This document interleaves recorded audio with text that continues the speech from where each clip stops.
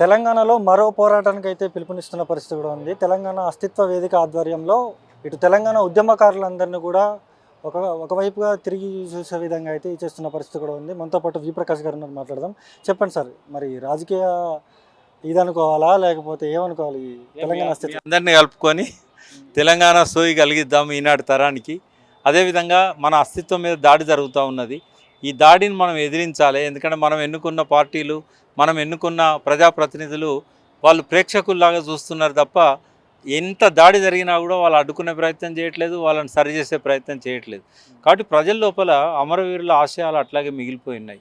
సరే, ఆకాంక్షలు కొంతవరకు కేసీఆర్ గారు నెరవేర్చినా కూడా చాలా వరకు ఇంకా మిగిలే ఉన్నాయి. జీవన విధ్వంసం అనేది సమైక్య రాష్ట్రంలో ఉన్న జీవన విధ్వంసాన్ని కొంత తగ్గించుకోగలిగాం, ఆత్మహత్యలను ఆపగలిగాం. కానీ మళ్ళీ ఇప్పుడు ఆత్మహత్యలు మొదలైనవి. మళ్ళీ జలవనరులన్నీ కూడా తరలిపోతూ ఉన్నాయి. గోదావరి నీళ్ళు పోతున్నాయి, కృష్ణా నీళ్ళు పోతున్నాయి. ఎడమకాలంలో నీళ్ళు ఇవ్వరిని అగరిసారికి కుడికాలం నుంచి ఇష్టం వచ్చినట్టు తీసుకో బోర్డు సాక్షిగా జరుగుతుంది, కృష్ణా బోర్డు సాక్షిగా. అట్లనే మనకి స్టేట్ డిస్ప్యూట్స్ ఇప్పటివరకు రిజాల్వ్ అవుతాయి. బ్రజేష్ కుమార్ ట్రిబ్యునల్ కూడా అది ఫాస్ట్గా పనిచేయట్లేదు. ఇప్పటికి 23 ఏళ్ళు అయింది అది స్టార్ట్ అయ్యి. బట్ ఇదంతా కూడా స్పీడప్ చేయాలంటే ప్రజల లోపల ఒక ఉద్యమం రావాలి, ప్రజల లోపల ఆకాంక్షలకు మనం ఒక రూపం ఇవ్వాలి. కాబట్టి మాలాంటి వాళ్ళం ఎప్పుడైతే యువతరంగా ఉన్నప్పుడే ఉద్యమంలో పాల్గొన్నామో, ఇప్పుడు మా బాధ్యత తీరిందని విశ్రాంతి తీసుకుందాం అనుకుంటే ఈ అస్తిత్వం మీద దాడి అనేది మా కలత చెందే పరిస్థితి తీసుకొచ్చింది. కాబట్టి మాలాంటి వాళ్ళందరం ముందుకు వచ్చి యువకులను, మీలాంటి వాళ్ళను యువకులను ముందు పెట్టి అన్ని సబ్బండ వర్గాలను గతంలో ఎట్లయితే జేఏసీలో అందరూ పాల్గొన్నారో మళ్ళీ అందరినీ ఈ వేదిక మీద సమీకరించి ఎదుర్కోవాలనేది అనుకుంటున్నాం.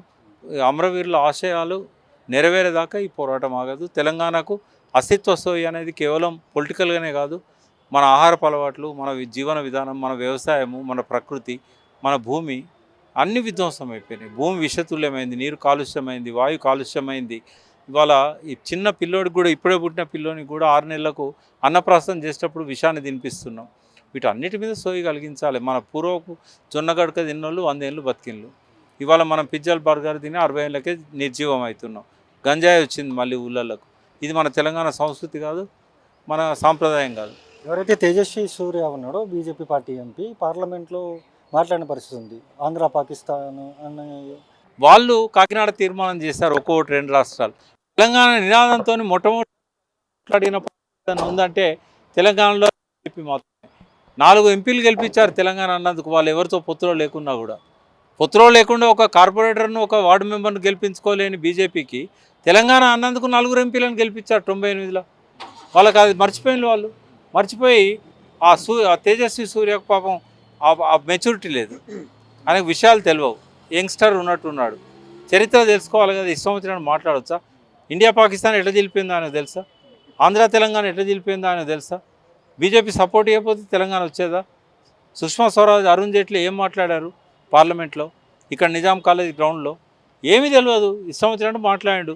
మరి అన్నీ తెలుస్తున్నా కిషన్ రెడ్డి ఎందుకు చోద్యం చూస్తూ కూర్చున్నాడు? చెప్పాలి కదా, మైక్ లాక్కోవాలి కదా, అట్లా మాట్లాడొద్దని చెప్పాలి, క్షమాపణలు చెప్పాలి, రికార్డులకి వెళ్ళి తొలగించాలని చెప్పాలి.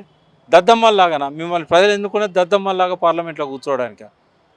మీరు రాజకీయ నాయకులు, రాజకీయ పార్టీలు వాళ్ళ స్వార్థం కోసం వాళ్ళు ఇష్టం వచ్చినట్టు చేస్తారు.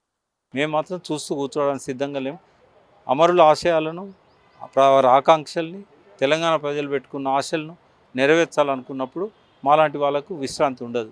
సిపిఐ పార్టీ కూనంనేని సాంబశివరావు కూడా ఈ ప్రశ్న అడిగినప్పుడు పెద్దగా చూడాల్సినంత అవసరం లేదు, అక్కడక్కడ కొంతమంది మాట్లాడుతూ ఉంటారంటూ కూడా మాట్లాడిన పరిస్థితి ఉంది. ఎట్లా చూస్తారు అది? అంటే పార్టీలకేమో వాళ్ళ స్వార్థాలు వాళ్ళకు ఉంటాయి. తెలంగాణ కదా మనది. కూనంనేని సాంబశివరావు ఎక్కడ పుట్టిండు, ఎక్కడ పెరిగాడు? ఆంధ్రాని పట్టుకొచ్చి ఇక్కడ అధ్యక్షుడిని చేసుకున్నారు. వాళ్ళు సిగ్గుపడాలి ఆ పార్టీ. అట్లా చేయొచ్చా? ఒకసారి అంటే ఎన్నుకున్నారు, నేను విమర్శించిన తర్వాత కూడా రెండోసారి మళ్ళీ ఎన్నుకున్నారు. అంటే తెలంగాణలో సిపిఐలో అర్హుడైన వాడు ఒక్కడు కూడా లేడా? అంత విధవలా? వాడు ఏదైనా మాట్లాడతాడు. ఆంధ్ర నుంచి వచ్చి ఇక్కడన్నాడు తెలంగాణ అస్తిత్వం గురించి అనుకూలంగా ఎందుకు మాట్లాడతాడు? అక్కడ వర్షం పడితే ఇక్కడ ఛత్రి పట్టేవాళ్ళు వీళ్ళంతా. కాబట్టి తెలంగాణ, నిజమైన తెలంగాణ సోవిన్న వాళ్ళను ముందు పెట్టి దీన్ని ఉద్యమాన్ని తెలంగాణ మహోత్సవాన్ని త్వరలో చూడబోతుంది. రాత్రి కులగణనకి సంబంధించినటువంటి లిస్ట్ అంతా కూడా విడుదల చేసిన పరిస్థితి ఉంది ప్రభుత్వం. ఎట్లా చూస్తారు? పర్ఫెక్ట్ ఉందంటారా? తెలంగాణ అస్తిత్వం మీద దాడిగానే చూస్తాం మేము. ఎందుకంటే కులాలు అనేటివి ఇక్కడ సమాజంలో భాగం అనాదిగా ఉన్నాయి. వృత్తులను బట్టి ఆ కులాలు వచ్చినాయి. ఆ కులాల జనాభాను తక్కువ చేసి రెడ్ల జనాభాను పెంచారు. పక్క రెడ్డి రాజ్యం అనిపించుకున్నాడు రేవంత్ రెడ్డి. ఇక్కడ అస్తిత్వంలో ఏమున్నదో అది మేము పట్టించుకుంటాం. ఇక్కడ అస్తిత్వంలో కులాలు ఉన్నాయి, కుల వృత్తులు ఉన్నాయి, కుల జనాభా ఉంది. వాళ్ళ సంఖ్యను తక్కువ చేసి చూపెట్టడానికి మేము క్షమించాం. ఖచ్చితంగా మళ్ళీ జనగణన చేయాల్సిందే. దానికి ఏ శాంక్టిటీ లేదు. పేరుకు మాత్రం వెంకటేశ్వరరావు కమిటీ పెట్టిళ్ళు. ఆయనకు సంబంధం లేకుండా మీరు ఈ జనాన్ని లెక్క చేసిళ్ళు, గొర్రెలను లెక్క పెట్టినట్టు.